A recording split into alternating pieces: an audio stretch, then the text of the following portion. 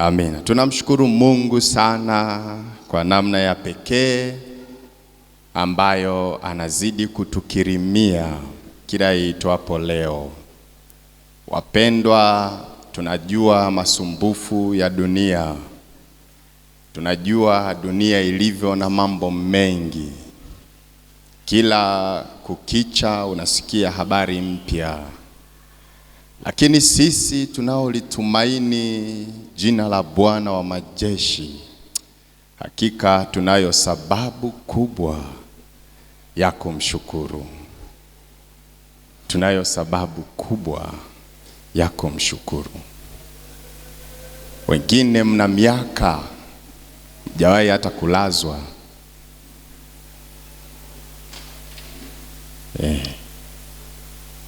Sio kwamba unachukua tahadhari sana, ila ni kwa neema ya Mungu. Bwana Yesu asifiwe. Ninamshukuru Mungu sana. Ninaitwa Yohana Mirumbe, ni mzee wa kanisa wa mahali hapa, na ninamshukuru Mungu kwa hiki kibali alichonipa kusimama hapa tena. Ni kwa unyenyekevu mkubwa huwa ninapokea taarifa hii ya kusimama mahali hapa, kwa sababu ni nafasi ambayo Mungu amekusudia kusema na watoto wake. Mimi kwa huduma ni mwinjilisti, na sisi wainjilisti kama vile nyie waimbaji mlivyo, unakuta labda unatembea, unakaa au unafanya shughuli yoyote, Mungu anakupa wimbo, sio? Unasikia unapata wimbo. Na sisi huwa inatokea hivyo. Siku moja nilikuwa nimeketi hapo, ilikuwa siku ya katikati, Jumatano au Ijumaa, nikawa nimepata ujumbe. Sasa ili nisisahau, ninachukua notebook, nikaanza kuandika, na maandiko yanayokuja kichwani na yaangalia na naandika pale. Nakumbuka Mama Maduhu aliniona akasema, mzee wa kanisa unahubiri leo? Naona kama unajiandaa. Nikasema hapana. Hapana. Sikumjibu hata nini kilitokea, lakini ni ujumbe ulikuwa umefika. Sasa unapopewa nafasi kama hii, unaweza kuwa na jumbe nyingi. Hujui ipi imekusudiwa wakati gani na kwa nani. Hujui. Kwa sababu wakati mwingine pia unahudumia madhabahu nyingi. Kwa hiyo unakuta hujui wakati mwingine. Hata kama ni madhabahu moja, hujui ni wakati upi unatakiwa useme kitu gani. Kwa hiyo una kazi kubwa ya kumuuliza Mungu ili aseme na watu wake alilokusudia kwa wakati huo. Bwana Yesu asifiwe sana. Sasa katika majira na nyakati hii, Mungu alitupa neema ya kukutana siku ya Ijumaa mahali hapa, tukawa tumeanza somo letu ambalo leo tunaendelea nalo, linalosema kupata matokeo makubwa ya kustaajabisha kupitia maombi. Kupata matokeo makubwa ya kustaajabisha kupitia nini? Maombi. Maombi, maombi, maombi.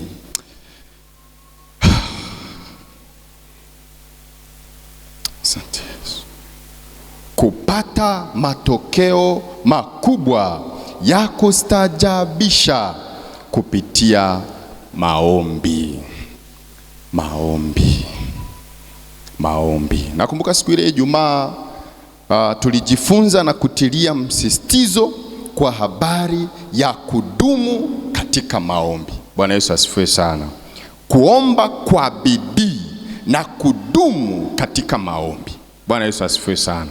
Kwamba ili upate matokeo makubwa, sijaanza kipengele cha leo, nafanya recap na kupitisha wewe ambaye ukuwepo. Amen. Kwamba ili kupata matokeo makubwa, askofu alikushaombea neno, kwa hiyo tunaendelea. Kupata matokeo makubwa ambayo hata we mwenyewe utasimama ushike kiuno useme hakika, huyo ni Mungu kweli. Hayo matokeo ili uyapate lazima uombe kwa bidii na udumu katika kuomba. Sio ile kuomba wakati umeambiwa omba ndio unaomba. Ikikata imekata. Tena wakati mwingine wengine wakimwangalia hapa muongoza sifa kama anaendelea, asema huyu sio mnyang'anye maiki, waimbe wimbo wa kuabudu tumalize hapa mambo chap chap. Kwanza tunachelewa kuhudumu hapa. Lakini kuomba ambako kunaweza kuleta matokeo makubwa ni kule kuomba kwa bidii na kudumu katika kuomba. Bwana Yesu asifiwe sana. Kuomba kwa mwenye haki kwafaa sana akiomba kwa bidii.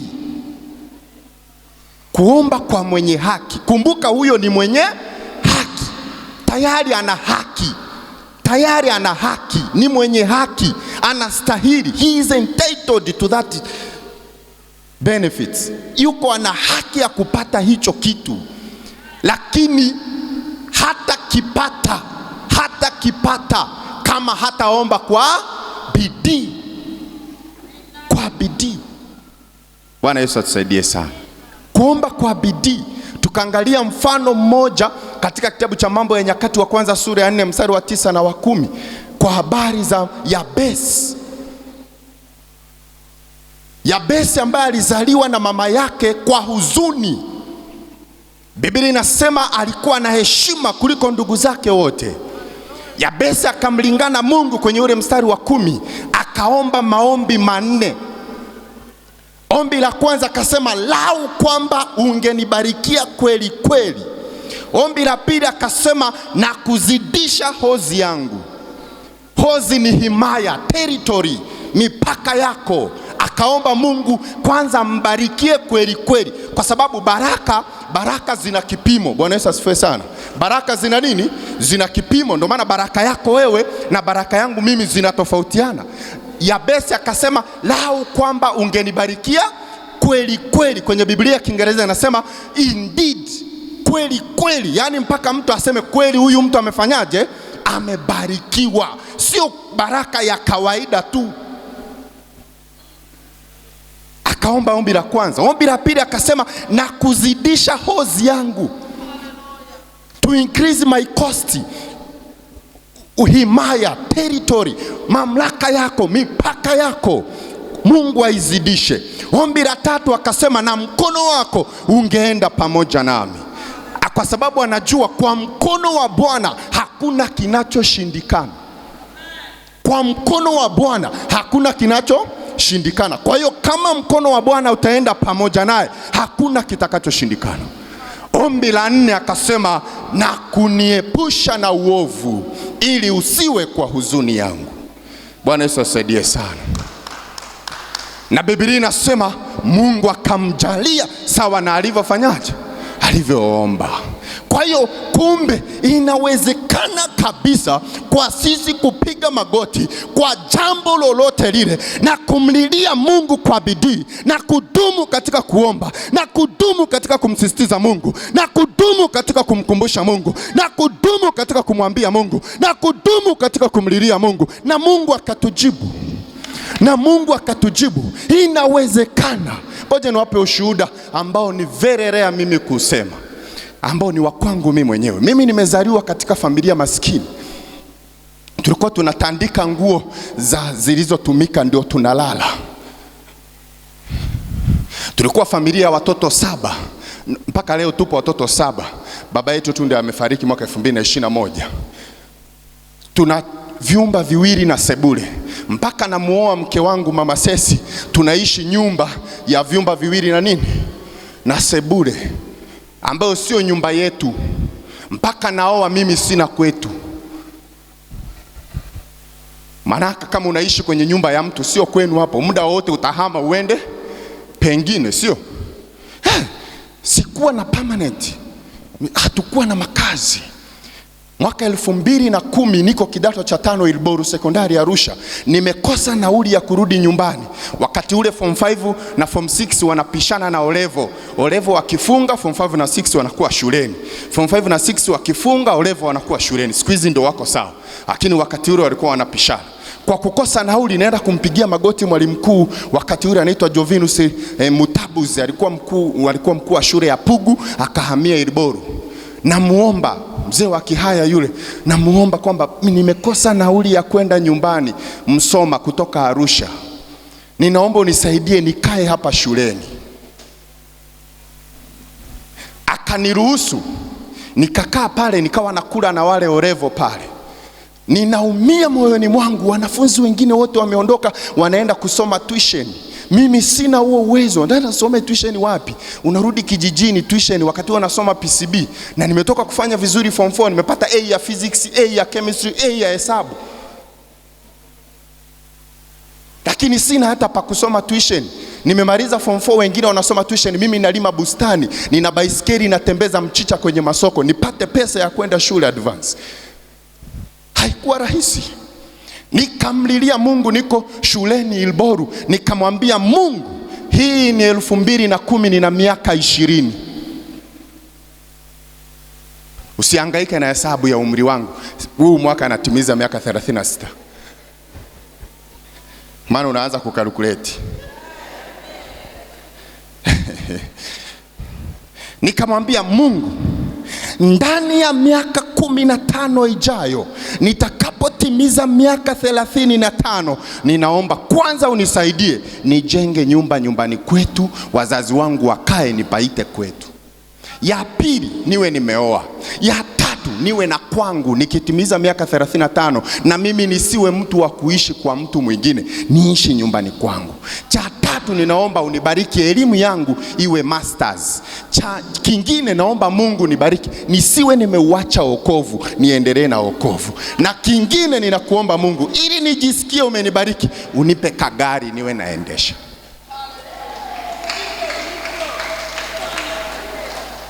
Nilienda kumhadithia mama yangu, akasema unaota. Tulipokutana, unaota. Lakini naomba nikuambie hivi, ilikuwa ikitangazwa uwe ni mkesha, uwe ni nini, zile prayer point zenu nitaziomba nusu muda. Yani kama maombi ni lisaa, yale maombi ya kanisa yale nitayaomba dakika 30. Dakika 30 nyingine mimi na Mungu wangu kumkumbusha hiyo habari. Sijui atafanya kwa namna gani, niko kidato cha 5. Lakini mwaka jana, mwaka 2025, wakati natimiza miaka 35, tarehe 28 mwezi wa 3, nilikuwa na kila nilichomuomba Mungu. Hakikupungua hata hiki, hata kimoja.